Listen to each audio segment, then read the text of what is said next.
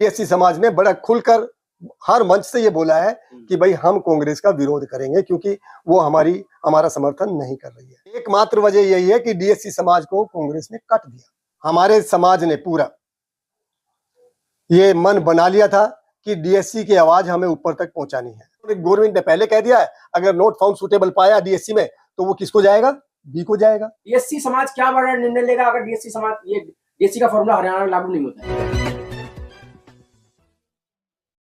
दोस्तों नमस्कार, मैं विकास, आप देख रहे हैं टीवी इंडिया। एक बार फिर से आपका स्वागत है। इस समय मेरे साथ मौजूद है जोगेश सारवान जी, लीगल एडवाइजर है हरियाणा वाल्मीकि महासभा के, और एक बड़ा योद्धा आप कह सकते हैं क्योंकि हरियाणा में जो उलटफेर हुआ है, लोग कयास लगा रहे थे कि इस समय कांग्रेस की सरकार बनने जा रही थी, लेकिन जोगेश सारवान जी ने तमाम जो रणनीतियां अपनाई हैं इन इलेक्शनों में, उसने कहीं ना कहीं कांग्रेस सरकार का पूरा जो है खेल बदल दिया। वो तमाम लोग जो हरियाणा में इलेक्शन इस समय लड़ रहे, चाहे वो बीएसपी हो, एसपी हो, तमाम जो पार्टियां थी वो सभी धराशायी हो गई हैं और आम आदमी पार्टी की तो जमानत भी जब्त हो गई है।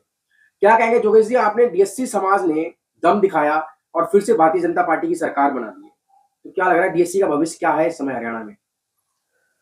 सबसे पहले तो विकास जी आपका और आपके चैनल का मैं धन्यवाद करता हूं।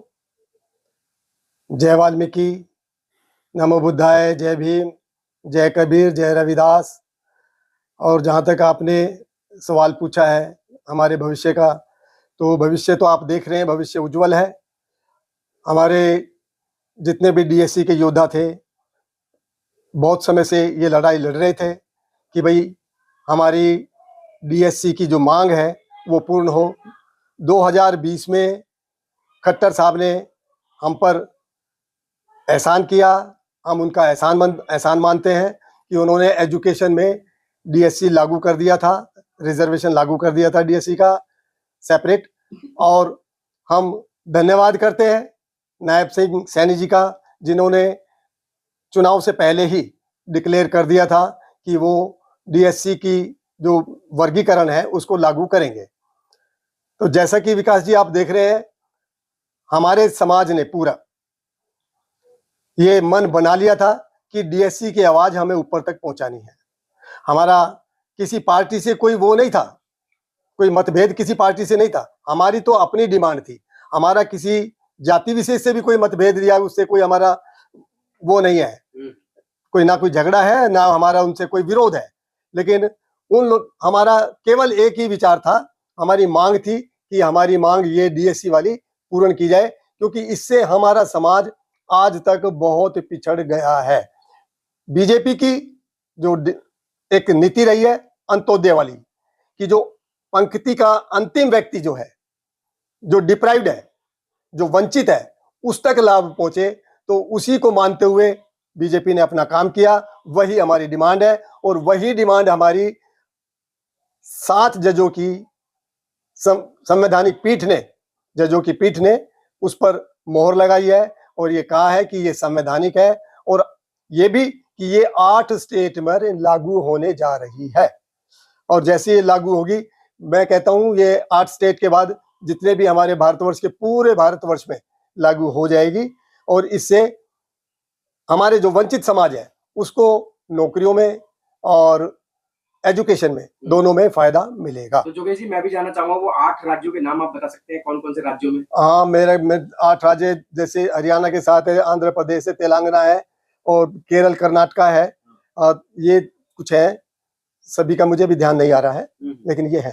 ठीक है, तो क्या कहेंगे इससे राजनीति में कितना उलटफेर होने वाला है डीएससी? क्योंकि डीएससी जो है एक नया वर्ग, वैसे तो 20 साल से आप लोग लड़ाई लड़ रहे हैं, लेकिन इन इलेक्शनों में डीएससी जो है उभर कर आया सामने, और पूरे हर राज्यों में, पूरे देश में देखे तो हर राज्यों में अलग अलग संख्या है। अगर उत्तर प्रदेश देखे तो वहां पर 59 जातियां हैं, राजस्थान है वहां पर अलग जातियों का समूह है डीएससी ग्रुप का, मध्य प्रदेश में अलग ग्रुप है डीएससी का। तो ये तो एक राजनीतिक उलटफेर का मामला पूरा देश में बन जाएगा हरियाणा इलेक्शन के बाद। देखिए, क्योंकि ये वंचित लोग हैं, और जो भी वंचित वर्ग होता है हमेशा अपनी लड़ाई, जब उसे ज्यादा दबा दिया जाता है तो उसका रिएक्शन होता ही होता है। ये तो साइंस का भी नियम है, आप जितना दबाओगे वो उसका रिएक्शन उतना ही ज्यादा होगा। तो यहाँ अभी हमारे 1994 में लागू कर दिया, 2004 में हमसे वापस ले लिया गया, और इस दौरान थोड़ा सा जब हम बराबरी पर आए तो 2004 में वापसी के बाद फिर हमारा वही हाल है। 90% जो नौकरियां हैं, जो सुविधाएं हैं, वो हमारे एक समाज को जारी है, और जो बाकी गए 35 वो एक जाति को जारी थी, और ये जो 35 जाति थी ये डिप्राइव्ड थी, वंचित थी, इनको कुछ मिल नहीं रहा था। अब इन्होंने अपनी डिमांड रखी है। मैं समझता हूं ये कोई भी व्यक्ति ये नहीं कहेगा कि भाई आप बराबर बराबर ना करें, कोई भी ये नहीं कहेगा कि एक ही आदमी को सारी सुविधाएं मिले, एक ही जाति को सारी सुविधाएं मिले, एक ही जाति को सारी रिजर्वेशन का फायदा मिले। लेकिन जोगेश जी अभी भी लगातार विरोध तो अभी भी जारी है, चाहे बीएसपी हो, एएसपी हो, धराशायी हो गए हरियाणा के इलेक्शन में, लेकिन उनका स्टैंड क्लियर है। उनका कहना है वर्गीकरण कहीं ना कहीं समाज को बांट रहा है, तो इसको फिर कैसे आप लोग ठीक कर पाएंगे? वो जो है वो अपनी जगह जो कह रहे हैं, मैं आपको बता दूं, पहले जब ये रिजर्वेशन नहीं था, जब डॉक्टर अंबेडकर साहब इस रिजर्वेशन के लिए लड़ रहे थे, तो मनुवादी लोग यही कहते थे कि भाई ये हमारे भाई है, इनको रिजर्वेशन मत दो, वैसे हम इनके साथ हैं, हम इनका भला करेंगे।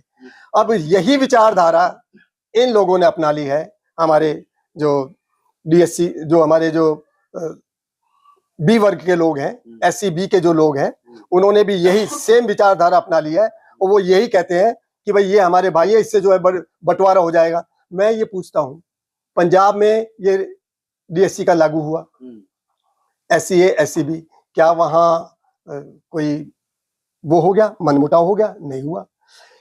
इससे पहले तेलंगाना में रहा, यहां हरियाणा में रहा, तो क्या कभी कोई झगड़ा हुआ? कभी झगड़ा नहीं हुआ। केवल ये राजनीतिक दो लोग, कौन कौन है वो दो लोग? मायावती जी हैं और चंद्रशेखर जी हैं। वो दरअसल वो ये दिखाना चाह रहे हैं कि भाई हम चमार जाति के बहुत बड़े लीडर हम ही हैं। वो ये भूल जाते हैं, वो पहले जो उनके साथ था वो डीएससी समाज पूरा उनके साथ लगा हुआ था, और उससे उनकी ताकत दुगनी हो रही थी। लेकिन अब उन्होंने ये साबित कर दिया है कि वो हमारे नेता ना थे और ना हैं, और जब तक वो इस तरह के वो रखेंगे, उनको कभी कोई कामयाबी नहीं मिलेगी। मैं लिख के दे देता हूं आपको। तो आने वाला भविष्य भी क्या है सर? भविष्य देखिए, डीएससी के फेवर में बिल्कुल भविष्य है। हमारा भविष्य, मैंने जैसे शुरू में कहा, भविष्य हमारा उज्जवल है। भविष्य के लिए ये है, जैसे ही ये लागू होगा, हमारा जो वंचित वर्ग है, डीएससी समाज है, जिसमें 35 जातियां हैं, मैं एक जाति की बात नहीं कर रहा, 35 जाति है, जब सबको मिलेगा तो आप ये देखिए ना, सभी का फायदा होगा। अभी क्या है, अभी 20 रोटियां हैं, 20 रोटियां, मैं इस ढंग से समझा रहा हूं आपको, 20 रोटी में से एक जाति जो 9% है, जो 9% है, वो ले जा रही है 18 रोटियां खा रही है, और जो 11-12% है, उनको केवल मिल रहा है कितना? उनको केवल मिल रहा है 2 रोटी। तो 18 और 2 का रेशो चल रहा है। अब जब 10-10 भी बढ़ जाएंगे, हमारा तो केवल यही कहना है कि 10-10 बांट लें, वो ये नहीं मान रहे हैं। और मैं आपको ये भी कह दूं कि कहीं ऐसा ना हो ये इस लड़ाई में वो अपना रिजर्वेशन गंवा बैठे। दूसरे भाई कह रहे हैं सर, ये डीएससी लागू होगा तो क्या हुआ, एनएफएस हो जाएगा, फॉर्म नॉट फॉर्म सूटेबल हो जाएगा। देखिए, वो जो है ना, बिल्कुल बिना पैर की, बिना पैंदी की बात कर रहे हैं, बिना किसी लॉजिक के बात कर रहे हैं। नॉट फाउंड सूटेबल इसलिए नहीं होगा, जब 10 साल रहा, 94 से 4 तक रहा, कोई नॉट फाउंड सूटेबल नहीं हुआ, और नॉट फाउंड सूटेबल हुआ तो उसका फायदा भी हमारे बी कैटेगरी को मिलेगा। इसलिए मिलेगा कि उन्होंने, गवर्नमेंट ने पहले कह दिया है, अगर नॉट फाउंड सूटेबल पाया डीएससी में तो वो किसको जाएगा? बी को जाएगा। तो उन्हें तो ये उम्मीद करनी चाहिए कि हम वो नॉट फाउंड सूटेबल हो। लेकिन मैं दावे के साथ कह सकता हूं, ये जो 35 बिरादरी है, एक भी सिंगल पोस्ट भी नॉट फाउंड सूटेबल में नहीं जाने देगा। क्या कहेंगे जोगेश जी, कांग्रेस को ले लेते हैं, क्या डीएससी समाज से दूरी या राहुल गांधी का सही स्टैंड नहीं लेना, क्या कांग्रेस की हार की बड़ी वजह रही है हरियाणा में? बड़ी वजह की कह रहे हैं, मैं तो कह रहा हूं ये सिंगल वजह यही है, एकमात्र वजह यही है कि डीएससी समाज को कांग्रेस ने कट दिया। और डीएससी समाज ने बड़ा खुलकर हर मंच से ये बोला है कि भाई हम कांग्रेस का विरोध करेंगे, क्योंकि वो हमारा समर्थन नहीं कर रही, और बीजेपी का इसलिए करेंगे क्योंकि बीजेपी हमारा समर्थन कर रहा है। हम तो सीधे साधे लोग हैं, हम उसमें बाकी चीजों में जाना, बाकी राजनीति की बात में हम नहीं जाना चाहेंगे। बस केवल ये है, हमें हमारा हक चाहिए, हम अपने हक के लिए कुछ भी करने को तैयार हैं। अगर मान लीजिए अभी तो कयास लगाया जा रहा है कि कोई कह रहा है 17 से लागू हो जाएगा, कोई कह रहा है 22 अक्टूबर से डीएससी लागू हो जाएगी हरियाणा में। अगर इनके सरकार लागू नहीं करती है तो डीएससी समाज क्या बड़ा निर्णय लेगा अगर डीएससी समाज ये डीएससी का फॉर्मूला हरियाणा में लागू नहीं होता है? पहली बात तो ये सवाल ही आपका ऐसा है कि इससे वो बैकआउट नहीं कर सकते क्योंकि वो पहले डिक्लेयर कर चुके हैं। ठीक है, उसका सवाल ही पैदा, और जो सवाल ही पैदा नहीं होता है उसका जवाब मैं क्या दूं आपको। ठीक है, अदरवाइज तो ये है, देखिए संघर्ष जारी रहेगा। संघर्ष तो संघर्ष है फिर अपनी जगह। हम अगर 20 साल से पहले लड़ रहे हैं, हमारी लड़ाई शुरू हुई थी कब? 1992 में शुरू हुई थी। तब से हम इसमें लगे हुए हैं। अगर ये नहीं माने तो उसके लिए मैं आपको एक छोटी सी बात कहना चाहूंगा। एक छोटी सी बात दृष्टांत दे दूं क्या मैं? हाँ, वो दृष्टांत ये है कि एक बार एक राजा एक शिकार के लिए गया और वहां उसमें खेत में जो है ना, उसमें वो जब जा रहा था तो उसको मतलब गहरे जंगल में चला गया। गहरे जंगल में जाने के बाद उसको बड़ी प्यास लगी, उसने देखा आसपास तो उसने देखा एक खेत है और वहां तरबूज लगे हुए हैं। और वो वहां गया, जाके उन्होंने कहा, उसने किसान को बोला भाई मुझे एक तरबूज दे दो। किसान ने कहा भाई तरबूज तो कोई सा भी ले ले, लेकिन वो जो कोने वाला तरबूज है जो सबसे बड़ा तरबूज था, कहना ये मत लेना क्योंकि ये तरबूज जो है मैंने यहाँ के राजा को देना। वो राजा जो है शिकारी के भेष में था इसलिए वो पहचान नहीं पाया। उसने कहा भाई अच्छा, कहता भाई अगर वो राजा अगर ये तेरा तरबूज लेना मना कर दे तो? कहता यार मना कैसे करेगा भाई, मना तो कर ही नहीं सकता, मैं तो कोई पैसे थोड़ी मांग रहा हूँ इसके, इससे मैं जाके उसे दूंगा, हमारा राजा बड़ा अच्छा है वो ले लेगा। अगर कहता फिर भी ना ले तो? कहता नहीं ऐसा होगा ही नहीं। कहता भाई ठीक है। कहता अगर फिर भी ना ले तो? कहता अगर ना ले तो भाड़ में जाए राजा और भाड़ में जाए उसका राज। अब वो गया, 2 दिन बाद वो वहां गया राजा के पास तो देखा उसने भाई वो तो राजा तो वही बैठा है। और वो तरबूज ले जाके, सभी पहले ये प्रथा थी, सभी कुछ ना कुछ भेंट करते थे जो नायाब चीज होती थी। तो वहां जाके उसने कहा भाई महाराज मैं आपके लिए तरबूज लाया हूँ। तो उसने कहा कि भाई अच्छा अगर तू ये बता दे अगर मैं इसे ना लूं तो? उस किसान ने कहा तो भाई वही खेत वाली बात।